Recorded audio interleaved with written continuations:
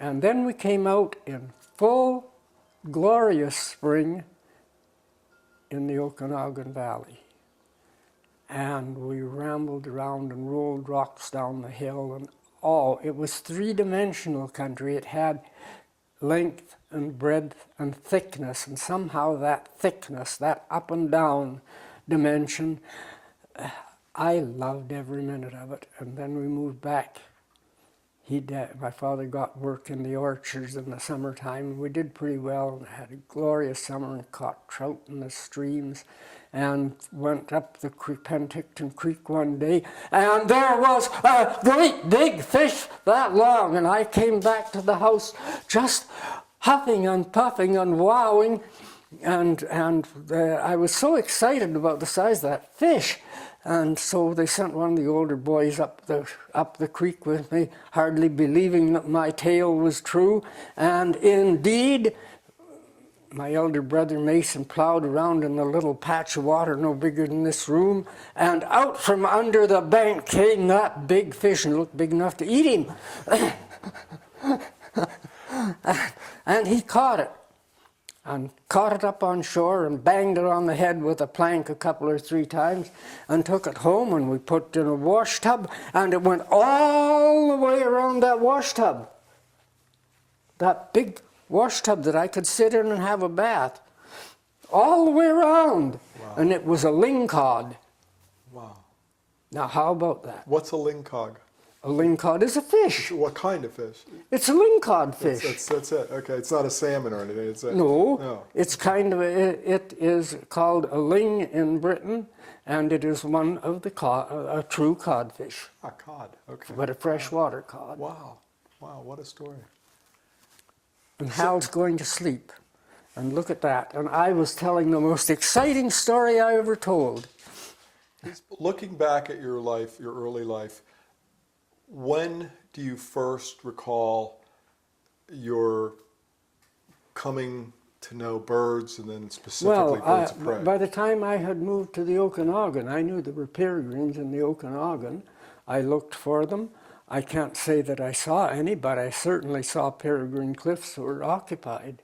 The big cliff at Summerland is right in sight from Penticton, and it's a magnificent high cliff. And there were peregrines on it at the time I was there. So when did you get that first bird in your hand? When I was on the homestead, I raided nests and got young birds. Now, I didn't know what to do with them. I didn't know how to tie them up. I didn't know how to put on a jess. I did have the 1920s Agassiz Fertiz article in National Geographic. But like all things pertaining to falconry in the early days, you see, that article, fascinating though it was, had been edited, very, very severely edited. There was not one paragraph in it about how to do this. It was scraped absolutely clean of any information as to how to put on a jess, how to make a leash, how to make a hood. Nothing of those details was allowed into that article. So you were starving for information. Mm-hmm. And having been a young man in the Bronx at the age of 10, going to the library, searching for that next bit of information after I read a book, I can relate to that. So what did you do? I collected young birds and free-raised them until they finally flew away. And I had quite a procession of young raptors when I lived on the homestead there. I had sharp-shinned hawks, I had merlins, I had red-tails, I had hawk owls, I had, what else? Great horned owls, and all of them did the same thing. They grew up with me and were very friendly, and sometimes I could go out in the woods and call them, and they would show up and appear, and I would give them a little bite to eat or something and say hello to them, and then they would go their way and I would go mine, and some of them I even traced down when they were shot, because that was what you did with birds of prey in that in that area, and the hunting and fishing magazines were full of big ammunition advertisement. This bird is your enemy, shoot it on sight. The vermin control was running full blast. So when did you actually become a falconer then? Not till I was married and settled down and living in Victoria. And when I was at the zoo at Stanley Park, I was included on a provincial museum trip, field trip, up to the Charlottes. And then I was on 2 field trips there, and the second field trip, by that time the plague work was over. Now there's a great big bunch of untold stories lying in between that. But I was married and had the first of 4 in the family when I obtained from the Queen Charlotte Islands on one of the museum field trips a fledgling peregrine falcon, and brought it back with me and began to search around for somebody else that knew something, and that correspondence led to this guy and Morty Nelson and some of the others, and from there on, as they say, it is history. But all that experience with other birds, I trapped goshawks, had on the homestead, and even carried them around on my glove, but they were all toggle-tied and ill-equipped, and I couldn't control them properly at all. Right. Had some nice birds. And your late wife's name was? Vera. Vera. Okay.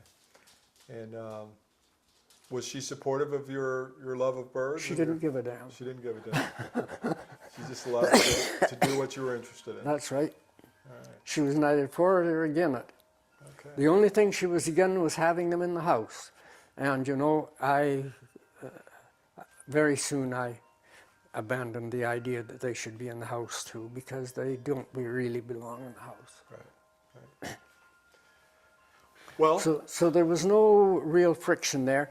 Vera was 50-50 or 50-0 or whatever on my determination to take wilderness trips. But I countered that by taking out one of those type of reverse not mortgages, but reverse insurance policies that pays big if you die early on in the policy and tapers off as it runs out.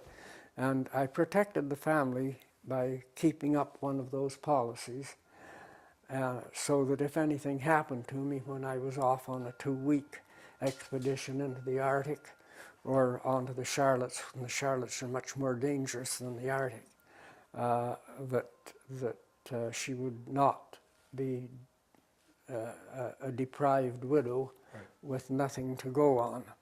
At least I treated her honestly in that regard. Mm-hmm. But I also insisted that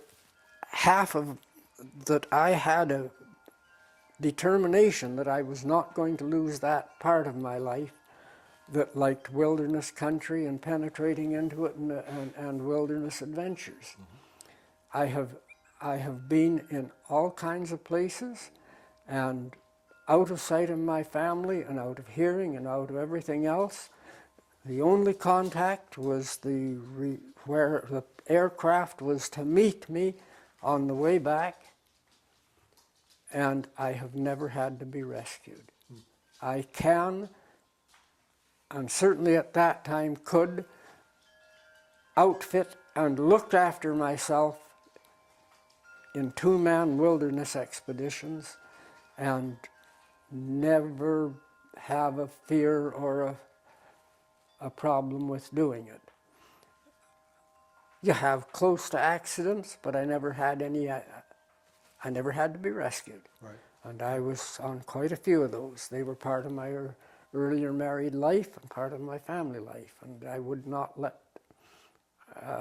I was as hard line with Vera on that as she was with some of the other things with me. Mm-hmm. but I was also honest with her. So tell me about this relationship that began with Hal Webster and others, Maury Nelson. My learning Hal Webster was just in that period when I was fishing around with correspondence, trying to find people to correspond with and help me in outfitting and handling these birds. And I was writing letters at that time all over the place. And out of it came just what Hal and you, what we have been talking today, the formation of NAFA, the pre-meeting of NAFA at Boise, Idaho with Marlon Nelson. It was a continent-wide thing.